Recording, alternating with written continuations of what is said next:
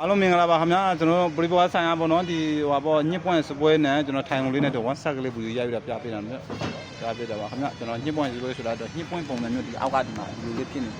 လောက်ထားတဲ့ခါကျတော့ညစ်ပွင့်လို့သူကစပွဲကိုတမန်ကြလာမှန်းလို့သင်္ကြန်စပွဲပါပဲခင်ဗျာဒါလေးကတော့ကျွန်တော်တို့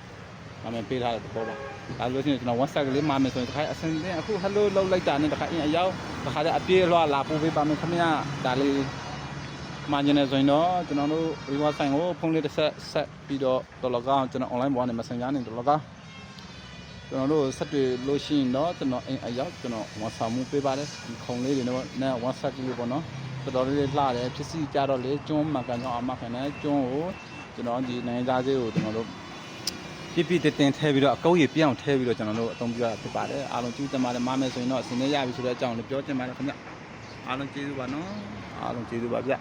ပေးကြပါအောင်ဗျဒါလေးရှေ့လေးကောင်းကောင်းလေးလောက်ထားပါလားဗျ